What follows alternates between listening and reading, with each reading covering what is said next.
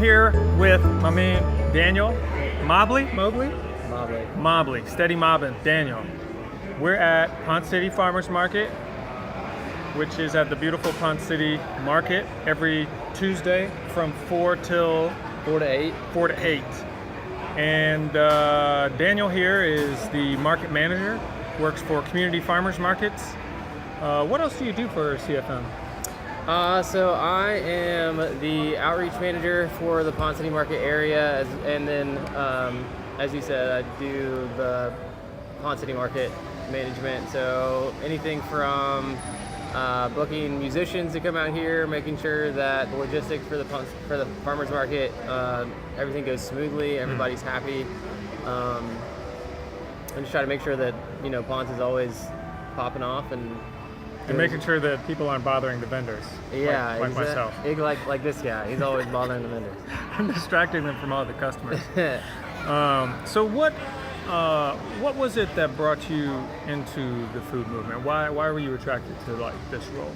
Yeah, so I recently moved to Atlanta within the last year. You're out in Arizona, right? Yeah, I graduated from a liberal arts school in Arizona called Prescott College. I got a degree in environmental studies and agroecology. So with my agroecology degree, I really got to dive into different scales of agriculture and the food movement, from like a hyper-local scale to a state, and then like a regional and global scale. Huh.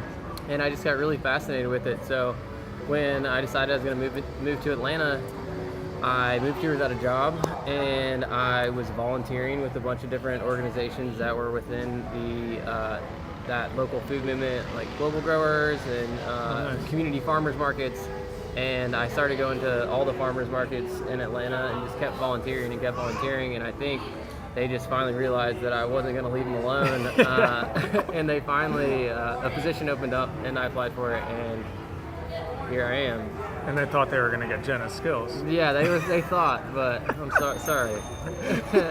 Nobody has Jenna's skills. Nobody has Jenna's skills.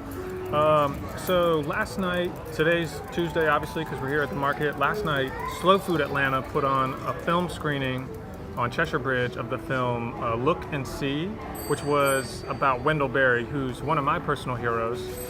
For those of you who don't know, Wendell is a farmer and a writer, and he's written, what was it, I think like 30 books or something like that? I have no idea he wrote that many. I knew he wrote with poems and essays and all sorts of other writings. Yeah, he is just a writer. And so there was a film that was sort of about his time. He started farming in about the 50s and 60s, which was really when the agriculture system in the U.S. took a dramatic turn from the small family farmer that Wendell was in Kentucky to the big industrial agriculture that separated people and animals from the land and all kinds of things. I mean, I almost hesitate to talk about it because it was so poetic, and I just feel like I'm going to botch it. But what did you think about the film, and how did it make you feel? Do you feel like more hopeful? Because I felt kind of heavy afterwards. Yeah, I also am a big fan of Wendell Berry. I've read a lot of his poems. Some of his poems are some of my favorite poems that I've read. And he's always very insightful in the way that he talks about agriculture. Yeah. He has like a very romantic view about the world in general, especially about like the natural world. So the way that he speaks of just going outside and being a part of a part of nature, just like a part of the natural world, is really beautiful. I thought it really reflected in the movie. I thought the movie was very beautiful. It was almost narrated by Wendell Berry, so you got to hear his voice, which he has that slow Kentucky. Kind of almost as if he's like contemplating the sentence as he's like halfway through it, which is always kind of has you like leaning in and trying to.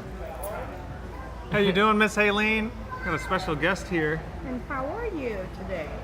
Doing great. Well, I just wanted to thank Slow Food Atlanta for putting on the film, for bringing us all together, for giving me some questions to ask Daniel, because usually I just don't know what to say to this guy. But tune in next time. I don't know who you're going to talk to. I don't know who we're going to meet, but there's some amazing people in the food movement, and you just met one of them. So catch us next time.